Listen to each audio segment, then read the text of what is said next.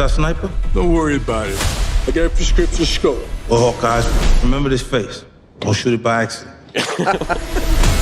Terrorists have taken possession of nuclear missiles on a cargo ship off the coast.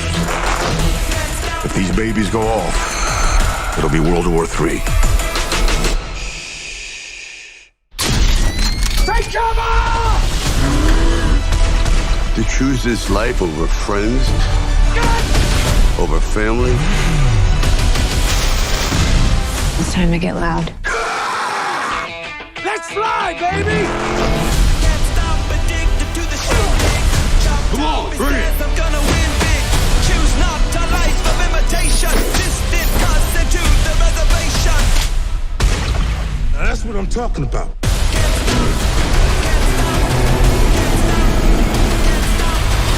Aloha!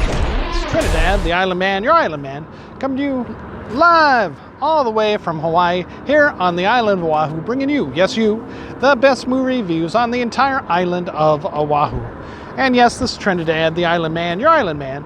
And today, opening weekend, Saturday, the 23rd of September, I went ahead and I saw the new Sylvester Stallone, Jason Statham movie, Expendables 4. And well, remember our rating scale, shock a thumbs up. It's good to see, I recommend it. Shock a thumbs down, it's junk, I don't recommend it. And well, for Expendable 4, it is a shock a thumbs down. What can I say about this movie is that other than it lacked on every single level. You know, I think about a year ago when I heard that Megan Fox was going to be in this movie, I got a little afraid. Not that I mind seeing Megan Fox. But you know, her as a badass, I saw some made for video movie of her as some soldier fighting a lion or something, and her team gets decimated by some lion or something, like almost a year ago. And you know, where she was playing a soldier leading this team, and it gets decimated by this lion somewhere in Africa, this rogue lion. And the lion was really poorly done with CGI. And, you know, she looked really good throughout that movie. And, but, you know, I did not believe any of her action scenes at all. And, well, again, here in Expendable 4, Megan Fox is pretty to look at, but there's no way I believe any of the action stuff that she is doing. But unfortunately, she is not alone in this movie. I don't believe anybody's action in this movie, except maybe a little bit of Tony Jaa's and what's that guy's name? Iko Uwais from the man from The Raid, and a couple of Netflix shows. You know, the main star from that, from Indonesia. In the trailers, he is set up as the big bad guy, but he actually turns out to be just the head henchman of the main bad guy for this movie. And essentially Sylvester Stallone's team, the Expendables, what's left of it, I guess, after so many iterations. Pretty much the only, you know, the core team only consists of Dolph Lundgren, Sylvester Stallone, and Jason Statham for the most part. Those are the guys who keep returning back. I think in the last one, 3, Antonio Banderas was in it. He's not in number 4, but somebody portraying his son is. Now, full disclosure, I have not seen Expendables 2 or 3. But, you know, I did enjoy Expendables 1. And from what I hear, and, you know, I have seen clips of 2 and 3. And let me just say that the main bad guy in this movie does not carry the same gravitas as a Mel Gibson from Expendables 2, or even a Jean-Claude Van Damme of Expendables 3. So overall, this is, of course, a shock of thumbs down for Expendables 4. Let me just say that this movie was extremely cheap, and it was cheap to look at. And if I was Sylvester Stallone, and if he was in this movie, I would say he would be extremely embarrassed that he was in this movie. But he's not even really in the movie. He's in the movie for the first 5 minutes, and then for the last 5 minutes, essentially. Oh my God. How can Sylvester Stallone, the man who created the idea of the Expendables, you know, how can his movie, his idea for the movie, that, hey man, he says this story is so bad, I'm not even going to be in the whole movie, you know, whereas he was in all the other movies, he says, I'm out. So I would be very surprised if there's an Expendables 5. This one is straight to rental.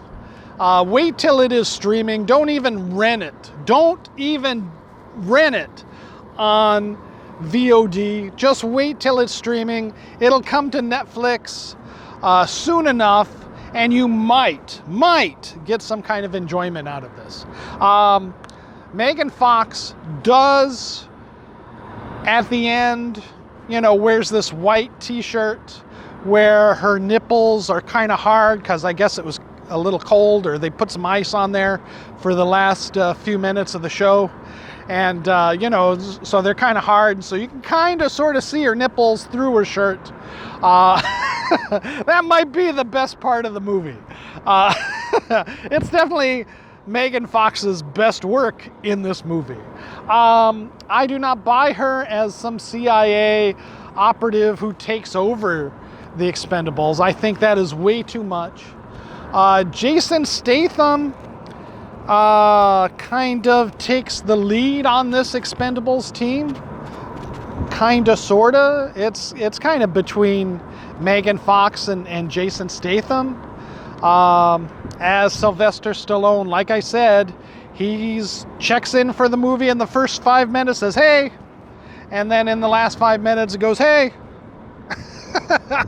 good job, guys. And then it's over. So yeah, so even Sylvester Stallone did not have any faith in this movie after looking at the script. Dolph Lundgren, 50 Cent, none of them. Nobody really has any moments that shine in this movie, except, like I said, maybe Tony Jaa does get to do a little bit of action scenes. I don't believe Jason Statham can take on Iko Uwai's character, you know, and beat him in a fight hand to hand. I don't believe it. So, you know, I mean, just because he's the star of the show, since Sylvester Stallone checked out, that he beats him in the fight. At least in the first Expendables, in that fight with Sylvester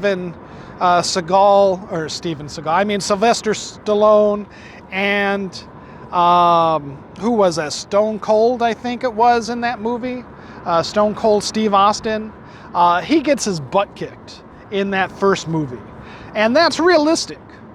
You know, he puts up a good fight, but he still loses the fight. And he has to get saved by one of his teammates. I don't believe Jason Statham can take on the guy from the raid and win. I'm sorry, hands down, it's not even close. I mean, look, I know he's a good martial artist, the transporter and all that stuff, but I'm sorry, I don't buy it. I don't buy it. And that right there, and along with lots of cheap and cheesy green screen is used in this movie. Whereas most of the other Expendable movies, again, I can't specifically speak to part 3, because I didn't really see most of that movie. I've seen some of 2, and a little bit, and some clips of 3. Enough to know that it's like when they're firing the guns, there are several gun battles in this movie. It starts off with a gun battle, pretty much within the first 10 minutes. There's this big fight in Libya. The Expendables go in, trying to take on the guy from the raid, from stealing these nuclear detonators in Libya. And there's this big gun battle that is, we get some faraway shots of people, who knows who, stuntman, I guess, driving the cars, looking like they're firing guns, and then it zooms into the close shots where you can tell it's green screen, Jason Statham on set behind a fake gun doing this. Even the guy from the raid doing this right back at him from a 50 cal mount on a green screen stage. The background is off.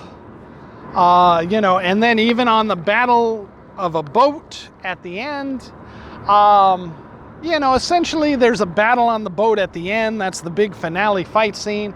Kind of like it's supposed to be like maybe an Under Siege kind of scenario where they have to stop these this nuclear explosion since, based on these detonators that they fail to stop, the guy from the raid from getting in the first part of the movie. There's some convoluted plot about, I'm just going to say it, Andy Garcia turns out to be the big bad guy, that he wants to start World War III between Russia and the United States. So he's going to set off a nuclear bomb on this oil tanker, making it look like it's an aircraft carrier, which, nobody's going to believe. My goodness. And not to mention that, but, the whole part of the boat, most of the battles on the boat where they parachute onto the boat is all green screen. The boat itself is just a set, and you can see the waves and the water, all green screen background, even poor CGI on that. This movie felt and looked cheap. Cheap. And like I said, straight to home video is where this movie should have gone, in the bargain bin at Walmart. Not even worth seeing at the movie theater, not worth renting on VOD, let alone don't buy this movie. Save your money and just watch it when it's streaming on Netflix or wherever, and may just go to Amazon Prime. I don't know, but definitely don't spend any money to see this movie. The special effects, like I said, are cheap, cheesy, green screen. The fights, there's a fight between, basically, you've seen it in the trailer if you've watched some of the other trailers. Megan Fox is Jason Statham's girlfriend. What happened to Charisma Carter from, the first movie? I mean, how about one of these characters keep their girlfriend throughout the whole movie? I mean, heck, even Deadpool couldn't do that. They had to kill off, his girlfriend in part 2. And yeah, they at the end, they time travel, but there's still no confirmation that she's in part 3 of Deadpool. So, but I digress. Why? Why are they? It's like, oh, we got to make Megan Fox's girlfriend, who's also the CIA operative, blah, blah, blah. I'll buy her as the girlfriend, but I don't buy her as Jason Statham's girlfriend. Again, he's way too old. You know, what would she see in him, honestly? Especially if she is some big CIA operative. You know, and don't tell me, oh, well, he's got all this money. Because, you know, maybe he doesn't have all this, this money. I mean, you know, if she's the operative, she's probably got more money than he does. So, you know, I mean, you know, and just to be essentially his girlfriend in this movie is not a meaty role for her, and I don't know what she's thinking taking on that role, and if she wants to expand her acting chops and get better parts. This movie is not going to do it for her. I mean, this movie wasn't even really fun. Again, you know, maybe if they had had a fight scene with Tony Jaa versus the guy from The Raid, that would have been interesting. I would have believed those two going at it, and maybe Tony Jaa beating Iko Uwais a little bit more than Jason Statham. But, you know, I mean, really? You know, my mind is blown. I was expecting to enjoy this movie, at least as campy, shoot 'em up kind of fun, like I did the very first Expendables. And as you can tell, I'm so flustered and frustrated that I didn't enjoy this movie that I don't even know what more to say other than don't see this movie. Shaka thumbs down for Expendable 4. This series is dead. Just like, I gotta say, you know, the Fast and Furious. At least the Fast and Furious didn't get that kind of, their green screen was a little bit better. But especially from Lionsgate, you know, that should have been able to muster a couple of little bit better CGI and special effects than, you know, made for TV kind of green screen special effects that we see in Expendables 4. And I don't blame Sylvester Stallone at all for checking out of this movie and basically wiping his hands of this franchise. I'm calling it Expendables 4, probably the last Expendables. We'll see. You heard it here first. All right. Mahalo and aloha.